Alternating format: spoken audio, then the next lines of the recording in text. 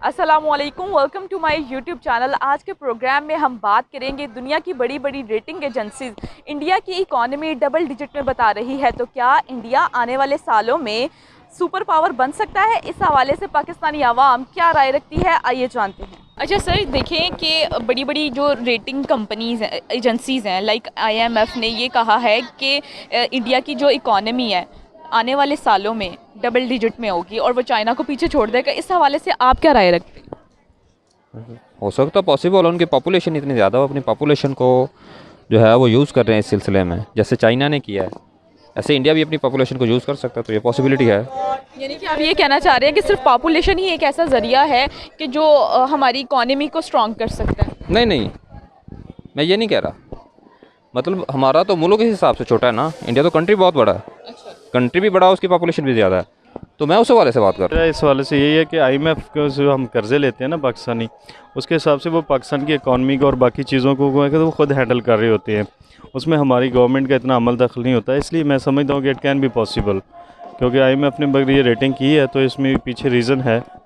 अच्छा कि देखिए, अगर आपने बात की ना इकोनॉमी की, तो मेरे ख्याल में जब से कोविड आया हम सब जानते हैं कि चाइना की जो इकोनॉमी है वो अच्छी खासी है, दुनिया में टॉप पे चाइना की इकोनॉमी आती है। लेकिन आप ये देखें कि जब कोविड आया है तो जो चाइना है इतना एक कह लें कि अच्छा कंट्री, इतना डेवलप कंट्री, वो कहाँ से कहाँ आ गया। तो इकोनॉमी में देखें कुछ भी हो सकता है, और अगर IMF ने ये बात कही है कि भारत की इकोनॉमी टॉप पे आ सकती है, तो मे बी उनके पास कुछ ऐसे फैक्ट्स या फिगर्स होंगे जिसकी बेस पे उन्होंने बात की है। तो ये तो अब हमें देखें ना, आगे फ्यूचर ही बता सकता है कि मज़ीद क्या होगा इस पे।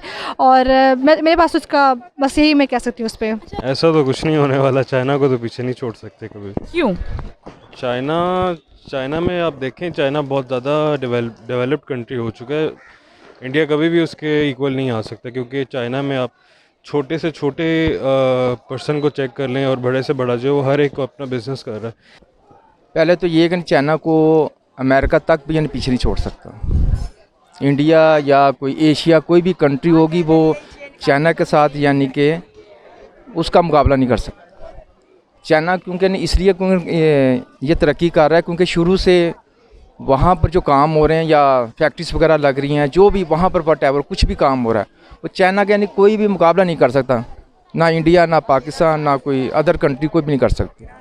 इसलिए ये कहना तो ना यानी कि कहने के बराबर है कि इंडिया या पाकिस्तान या कोई और मुल्क यानी चाइना के साथ अगर कोई मुकाबला करता है या चाइना को पीछे छोड़ सकता है, ये इम्पॉसिबल बात। It is a fairy tale, wishful thinking, ये जो सब कुछ है। अभी आपको पता है मौजूदा जो इकॉनमी है इंडिया की, वो किस नहज पे पहुंची हुई है? Because of the corona. आप देखें बैंक्रप्सी कितनी चल रही, कितनी कंपनी बंद हो गई हैं, कितने बैंक्स बंद हो गए हैं।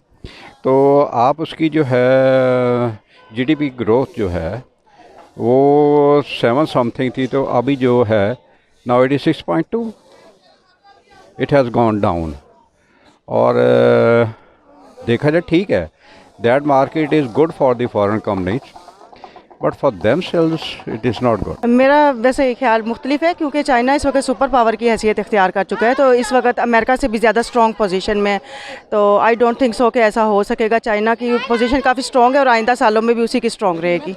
मेरा इसमें जवाब जो है नेगेटिव में है, क्योंकि अभी आप रिसेंटली आपको आइडिया है कि कोरोना की वजह से इंडिया की अपनी जो इकॉनमी है वो माइनस में जा रही है। सिर्फ उसी की इकॉनमी माइनस में नहीं जा रही, बाकी तमाम जो डेवलप्ड कंट्रीज़ हैं उनकी भी इकॉनमी रेट, जो ग्रोथ रेट है वो माइनस में जा रहा है। मेरा नहीं ख्याल कि वो चाइना को पीछे छोड़ सकता है, क्योंकि चाइना इसमें लीड कर रहा है। उसकी growth rate plus I think 24 है जो उसकी ग्रोथ रेट है चाइना का। मेरा आइडिया शायद गलत भी हो, लेकिन उससे काफ़ी ज़्यादा वो मेरा नहीं ख्याल कि इंडिया को क्रॉस कर सकता है। वो पहले भी उनकी इकानमी हमसे तो बेहतर ही है। और काफ़ी इकोनॉमिस्ट ने भी ये कहा है कि 2021 में चाइना जो सुपर पावर की तरफ जा रहा है। आपको क्या लगता है कि ये खिताब वो हासिल कर लेगा? आई थिंक लाजमी वो कर लेगा। नो डाउट कि भारत ने अपनी एक स्ट्रॉन्ग पोजीशन बनाई है मईशत में। नॉट पॉसिबल, क्योंकि देखें जो सबसे बड़ी सेपरेशन की जो उनकी जो क्या कहते हैं मूवमेंट्स चल रहे हैं, इकॉनमी फ्लोरिश तब करती होती जबकि आपकी पॉलिटिकल स्टेबिलिटी हो। अभी आप देख लें मुस्लिम्स का क्या मसला हो गया है, कश्मीर में क्या मसला हो गया, 372 उन्होंने इन्वोक किया है।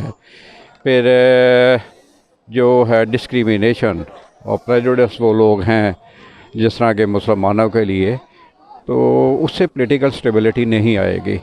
और देखा जाए तो ये जो मूवमेंट्स चल रही हैं जितनी भी इंडिया में चल रही हैं, तो ultimately it will break up the India. Super power मैं इसमें तो कुछ भी नहीं कहूँगी, क्योंकि मेरे ख्याल में कि डिपेंड करता है, जितने भी हमारी पॉलिटिक्स है, जितने भी हमारी वर्ल्ड पॉलिटिक्स है, बहुत आगे जाके बहुत अजीब सी बातें हैं। तो मेरे ख्याल में कि अभी तक तो चाइना है, और सुनने में ये भी है कि पाकिस्तान नेक्स्ट एशियन टाइगर हो सकता है। तो क्यों ना हम पाकिस्तान के बारे में बात करें, इंडिया को क्यों कहें हम? नहीं, सुपर पावर बनने के लिए तो बहुत टाइम, ये पॉसिबिलिटी नहीं है। ऐसा क्यों कह रहे हैं?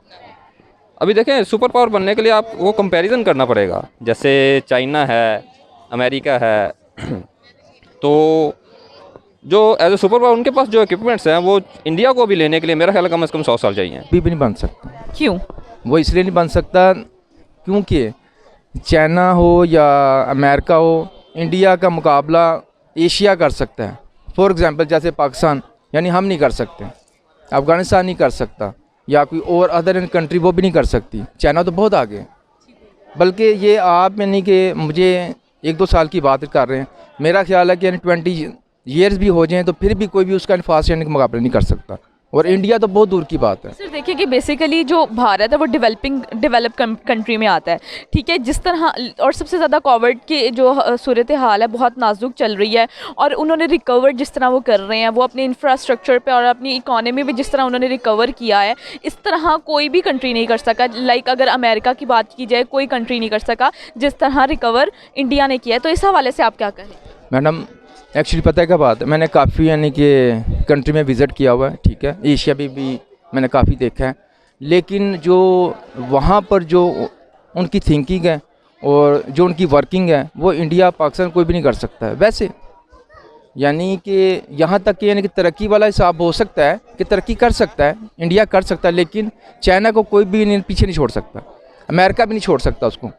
वो इसलिए यानी करते हैं, और वो इतना उनका माइंड यानी कि एक्टिव होता है कि वो हमेशा वो यानी कि नीचे से काम करते हैं और फिर जाके वो तरक्की करते हैं, और कोई भी मुल्क है ना उसका मुकाबला नहीं कर सकता। ये मैं आपको आज भी कहूँगा, बल्कि आने वाले सालों में आपको खुद ही पता चल जाएगा, इंडिया यानी आगे नहीं निकल सकता। इंडिया सिर्फ यानी पाकिस्तान से आगे निकल जाए, या श्रीलंका से, या अफ़गानिस्तान से, लेकिन चाइना को यानी कि नहीं पीछे छोड़ सकता। सुपर पावर जो है वो सिर्फ सुपर पावर जो बनने का जो जिसमें कैलिबर है वो चाइना है, अमेरिका तो ऑलरेडी ही है, इंडिया नहीं बन सकता।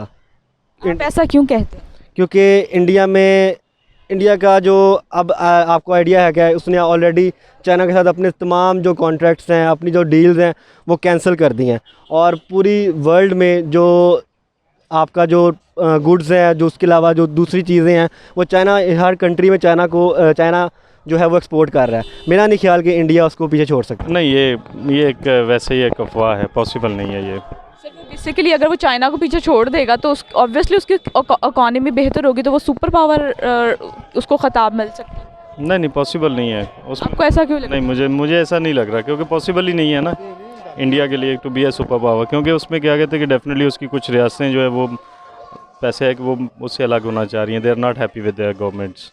जी तो नाजरीन, मैं उम्मीद करती हूँ मेरा आज का प्रोग्राम आपको बेहद पसंद आया होगा। इस तरह के मज़ीद वीडियोस देखने के लिए देखते रहिए मेरे चैनल को। अगर आपको मेरी वीडियो पसंद आई है इसे ज़्यादा से ज़्यादा शेयर करें और चैनल को सब्सक्राइब करना मत भूलिएगा। अल्लाह निगहबान।